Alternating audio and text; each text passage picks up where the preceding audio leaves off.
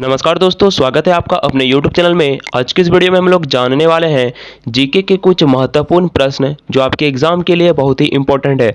दोस्तों, आप कोई भी गवर्नमेंट एग्जाम की तैयारी कर रहे हैं, यह कंटेंट आपके लिए बहुत ही उपयोगी है क्योंकि जीके के कुछ महत्वपूर्ण प्रश्न दोस्तों लूसेंट से छांट कर लिया गया है टॉप 50 प्रश्न। तो चलिए देखते हैं। फर्स्ट नंबर क्वेश्चन बोल रहा है, ऑक्सीकरण प्रतिक्रिया में निम्नलिखित में से क्या होता है। ऑक्सीकरण प्रतिक्रिया में दोस्तों क्या होता है, तो इलेक्ट्रॉन में कमी होती है। ऑक्सीकरण प्रतिक्रिया में इलेक्ट्रॉन की कमी होती है, ये आप याद रखिएगा। तो ऑप्शन नंबर बी इस क्वेश्चन का सही हो जाएगा। और नेक्स्ट क्वेश्चन सेकंड नंबर बोल रहा है, ऑक्सीकरण अपचयन है। निम्नलिखित में से कौन सा ऑक्सीकरण अपचयन है दोस्तों। किसी पदार्थ से हाइड्रोजन विस्थापित होता है, किसी पदार्थ से धन विद्युत तत्व जोड़ा जाता है, धन विद्युतीय तत्व का अनुपात बढ़ता है। नीचे दिए गए कूट का प्रयोग कर सही उत्तर दीजिए। तो ऑप्शन नंबर ए केवल सही हो जाएगा 1। किसी पदार्थ से हाइड्रोजन विस्थापित होता है ऑक्सीकरण अपचयन में।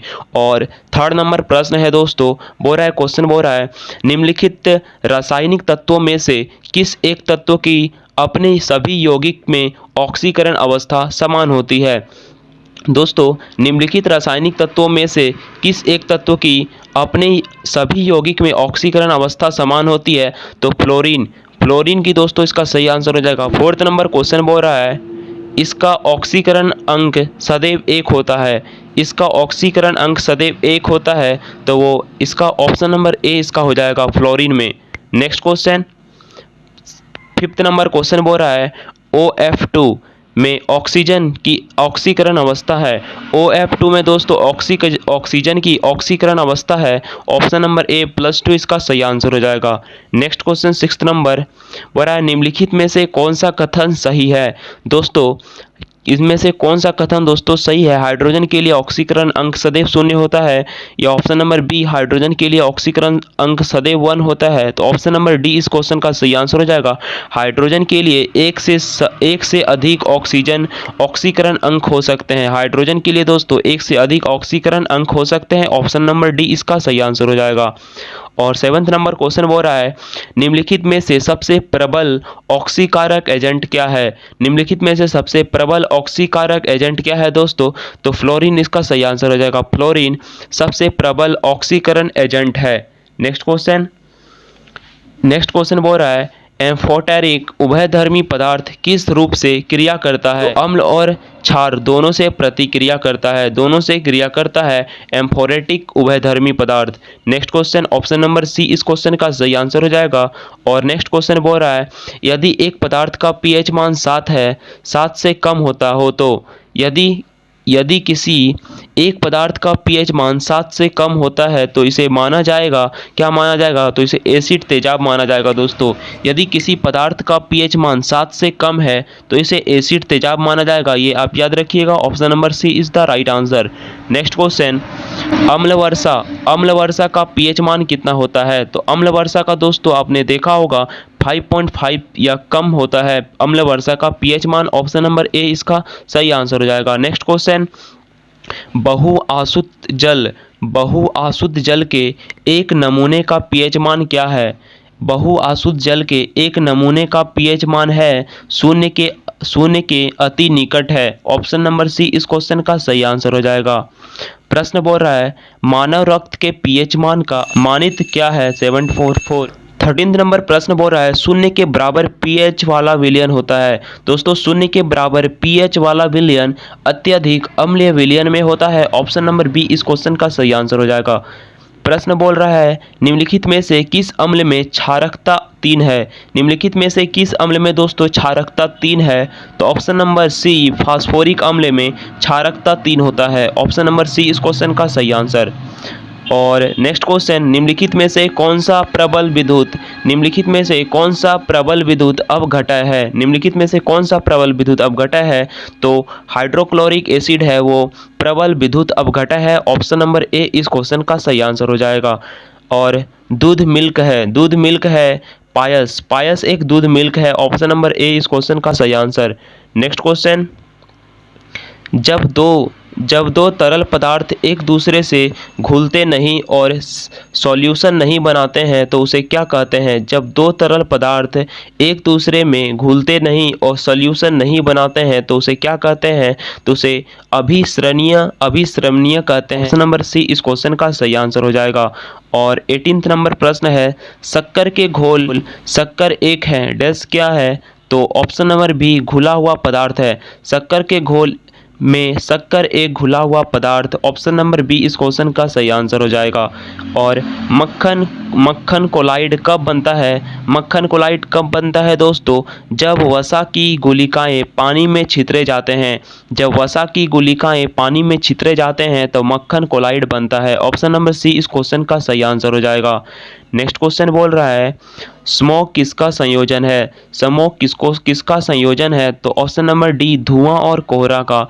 धुआं और कोहरा का स्मोक किस संयोजन है? स्मोक का संयोजन है धुआं और कोहरा का। ऑप्शन नंबर डी इस क्वेश्चन का सही आंसर हो जाएगा। एक घोल किसकी कोलाइडी विलयन होता है? एक घोल किसकी कोलाइडी विलयन होता है? तो द्रव में द्रव एक घोल कोलाइडी विलयन होता है द्रव में द्रव। ऑप्शन नंबर से ए इस क्वेश्चन का सही आंसर हो जाएगा। नेक्स्ट क्वेश्चन, निम्न में से कौन सा नियम गैस से संबंधित नहीं है? निम्न में से कौन सा नियम है दोस्तों जो गैस से संबंधित नहीं है? तो ऑप्शन नंबर बी जूल का जो नियम है वो गैस से संबंधित नहीं रखता। ऑप्शन नंबर बी इस क्वेश्चन का सही आंसर हो जाएगा। नेक्स्ट क्वेश्चन बोल रहा है 23 नंबर, समान तापमान एवं दबाव पर सभी गैसें के समान आयतन में अणुओं की संख्या बराबर होती है। इस नियम को क्या कहा जाता है? जब समान तापमान एवं दबाव पर सभी गैसें समान आयतन में अणुओं में संख्या बराबर होती है तो उसे एवोगाड्रो का नियम कहते हैं। तो ऑप्शन नंबर सी इस क्वेश्चन का राइट आंसर हो जाएगा। नेक्स्ट क्वेश्चन बोल रहा है, किसी गैस का आणविक द्रव्यमान डैश होता है तो उसके वाष्प दाब से दोगुना होता है। किसी गैस का आणविक द्रव्यमान उसके वाष्प दाब से दोगुना होता है। ऑप्शन नंबर ए इस क्वेश्चन का सही आंसर हो जाएगा। नेक्स्ट क्वेश्चन बोल रहा है, परम शून्य को किस प्रकार से परिभाषित किया जाता है? परम शून्य को दोस्तों किस रूप से परिभाषित किया जाता है? तो वह तापमान जिस पर सब आणविक गति बंद हो जाती है। वह तापमान जिस पर सभी आणविक गति बंद हो जाती है। तो ऑप्शन नंबर ए इस क्वेश्चन का सही आंसर हो जाएगा। और नेक्स्ट क्वेश्चन है 26 नंबर सवाल है, जिस रासायनिक अभिक्रिया से उष्मा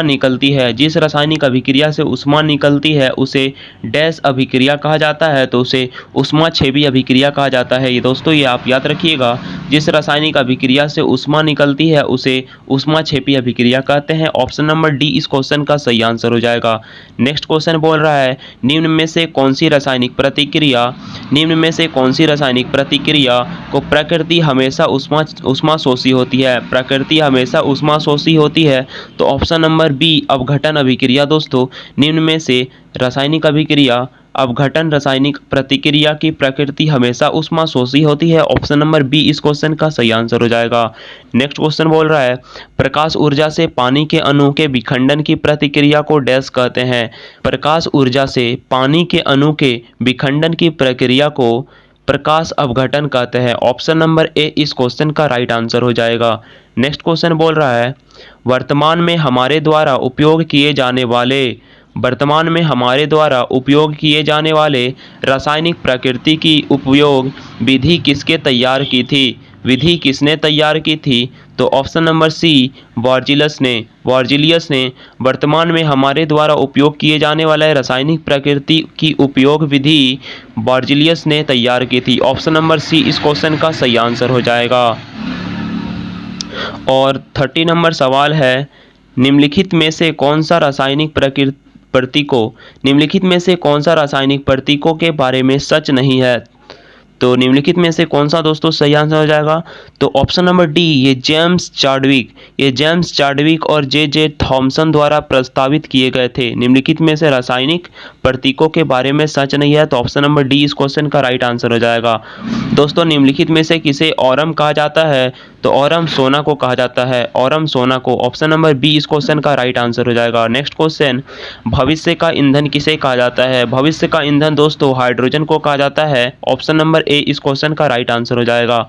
नेक्स्ट क्वेश्चन बोल रहा है निम्न में से किस एक का ईंधन मान अधिकतम होता है। निम्न में से किस एक का ईंधन मान अधिकतम होता है, तो हाइड्रोजन का ईंधन मान अधिकतम होता है। ऑप्शन नंबर ए इस क्वेश्चन का राइट आंसर हो जाएगा। नेक्स्ट क्वेश्चन बोल रहा है प्रति ग्राम ईंधन द्वारा मोचित ऊर्जा की दृष्टि से निम्न में से सर्वोत्तम ईंधन कौन सा है, तो ऑप्शन नंबर ए हाइड्रोजन है। प्रति ग्राम ईंधन द्वारा मोचित ऊर्जा की दृष्टि से निम्न में से सर्वोत्तम ईंधन हाइड्रोजन है। ऑप्शन नंबर ए इस क्वेश्चन का राइट आंसर हो जाएगा। नेक्स्ट क्वेश्चन बोल रहा है निम्नलिखित में से कौन से ईंधन से सबसे कम पर्यावरण प्रदूषण होता है, तो ऑप्शन नंबर सी हाइड्रोजन ही है। हाइड्रोजन दोस्तों ईंधन है जो सबसे कम पर्यावरण प्रदूषण करता है। ऑप्शन नंबर सी इस क्वेश्चन का राइट आंसर हो जाएगा। नेक्स्ट क्वेश्चन बोल रहा है निम्नलिखित में से कौन सा एक भाप अंगार गैस है। निम्नलिखित में से कौन सा दोस्तों है जो भाप अंगार गैस है, कार्बन मोनोऑक्साइड और हाइड्रोजन का मिश्रण, तो ऑप्शन नंबर ए इस क्वेश्चन का राइट आंसर हो जाएगा। कार्बन मोनोऑक्साइड और हाइड्रोजन का मिश्रण भाप अंगार गैस है। ऑप्शन नंबर ए इस क्वेश्चन का राइट आंसर हो जाएगा। नेक्स्ट क्वेश्चन बोल रहा है निम्नलिखित में से किसका प्रयोग नोदक या रॉकेटों में ईंधन के रूप में किया जाता है। द्रव हाइड्रोजन प्लस द्रव ऑक्सीजन का प्रयोग रॉकेटों के ईंधन के रूप में किया जा सकता है, तो ऑप्शन नंबर डी इस क्वेश्चन का राइट आंसर हो जाएगा। एलपीजी एक हाइड्रोकार्बन है जिसमें मिश्रण होता है। एलपीजी एक हाइड्रोकार्बन है दोस्तों, ये आप याद रखिएगा। और इसमें क्या मिश्रण होता है, तो इसमें प्रोपेन और ब्यूटेन मिश्रण होता है, तो ऑप्शन नंबर सी इस क्वेश्चन का राइट आंसर। नेक्स्ट क्वेश्चन बोल रहा है निम्नलिखित में से किसका उपयोग खाना पकाने के लिए किया जाता है। किसका उपयोग है दोस्तों जो खाना पकाने के लिए किया जाता है, द्रवीकृत पेट्रोलियम गैस को खाना पकाने में उपयोग किया जाता है। ऑप्शन नंबर सी इस क्वेश्चन का राइट आंसर हो जाएगा। नेक्स्ट क्वेश्चन बोल रहा है डैश की उपस्थिति के कारण हमें वह गंध महसूस होता है जिससे एलपीजी सिलेंडर लीक होने का पता चलता है। डैश की उपस्थिति के कारण हमें वह गंध महसूस होता है जिसमें एलपीजी सिलेंडर लीक होने का पता चलता है, तो सल्फर यौगिक इस क्वेश्चन का राइट आंसर हो जाएगा। Option number C. और नेक्स्ट सवाल बोल रहा है निम्नलिखित में से कौन सा संपीड़ित प्राकृतिक गैस में अनुपस्थिति होता है। निम्नलिखित में से कौन सा संपीड़ित प्राकृतिक गैस में अनुपस्थित होती है, तो option number C carbon dioxide इसका राइट आंसर हो जाएगा। Option number C. Next question बोल रहा है बायोगैस संयंत्र से निष्कासित निम्नलिखित में से कौन सी गैस ईंधन गैरा के रूप में उपयोग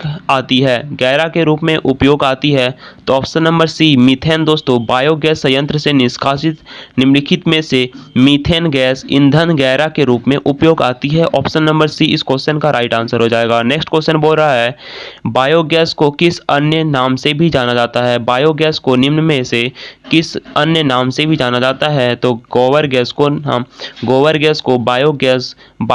गोबर गैस के नाम से भी जाना जाता है। ऑप्शन नंबर सी इस क्वेश्चन का सही आंसर हो जाएगा। नेक्स्ट क्वेश्चन बोल रहा है निम्नलिखित में से किसने गोबर गैस प्रणाली का आविष्कार किया।